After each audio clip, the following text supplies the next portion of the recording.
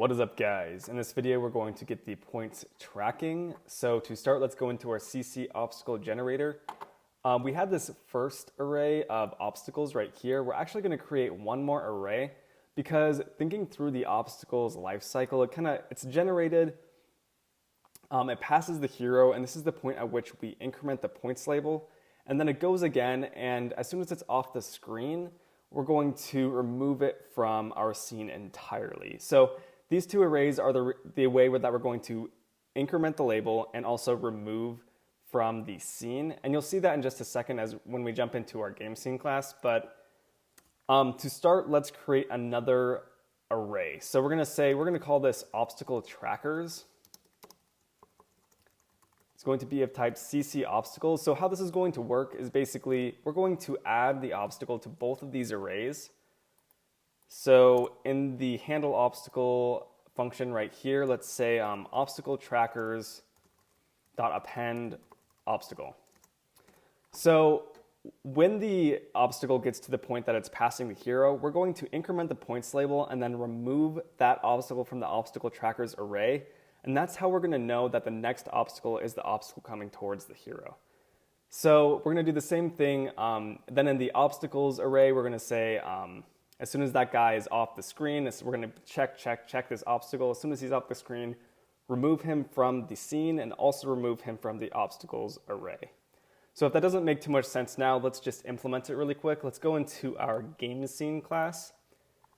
We're going to be working with the update function. So this is a function we haven't actually used yet. Basically, this function is called in a scene 30 to 60 times a second. So every single frame that the game has, this function is going to be called. So what we're going to do is we are going to first check if the game has started. So we only want to actually run this check if the game actually is running. So then we're going to put a comment in here. This is going to be, what we're going to do is we're going to say track obstacles for when they pass the hero to increment the points label. So then we're going to check in the obstacle trackers array. We want to make sure that there actually is a tracker that we can track. So we're going to say if generator.obstacleTrackers.count is greater than 0. So .count is the array property that allows you to see how many objects are in that array. This is when we actually want to start checking for things. So to start, let's grab the first obstacle in this obstacle trackers array. So this is going to be the obstacle that's nearest to the hero, that's coming towards the hero. So we're going to say let current tracker equal generator.obstacleTrackers at the index of 0. So now that we have that current tracker, we want to convert that tracker's position to SK scene coordinates. So because the tracker is added to the generator and the hero is added to the scene, they're both part of different coordinate systems, so that you can't actually compare their coordinates as is. So we need to get, we're going to create a new constant that's going to be the tracker position in scene, and we're going to use this function called convert point. And be sure you do the one that says point and then from node. So we want to convert the current tracker dot position from the generator node.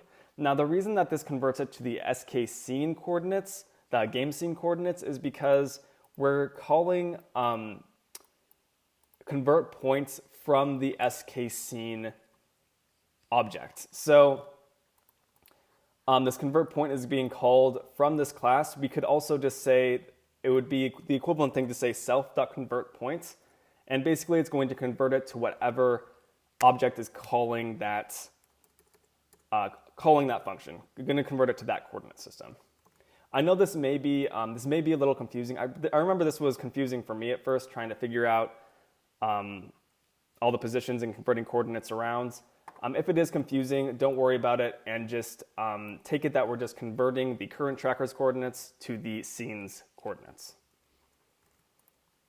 So now that we have the tracker position in scene, we can compare this to the hero's position. So we can say if the tracker position in scene dot x is less than the hero.position.x. So this is essentially saying, okay, so the current tracker is to the left of our hero.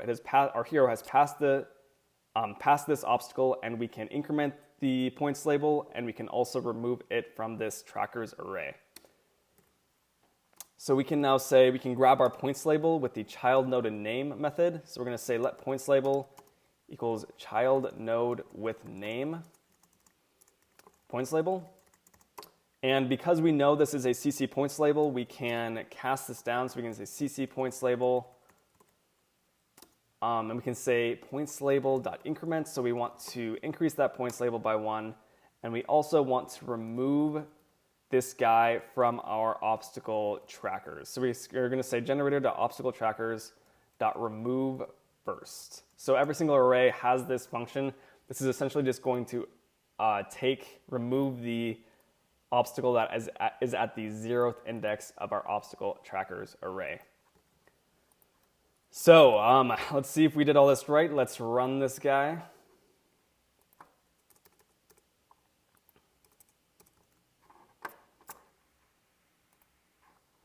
Get our simulator.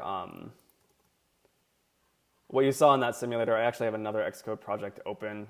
That's not actually part of our current Xcode build or Xcode project. So we are going to tap to start. Hopefully we're going to be able to slide under this obstacle. Slide, and awesome. Okay, we slid under it. It kind of knocked that off. We need to fix that, the fact that the obstacle kind of did that like that. But the reason it's kind of screwing up is because we have that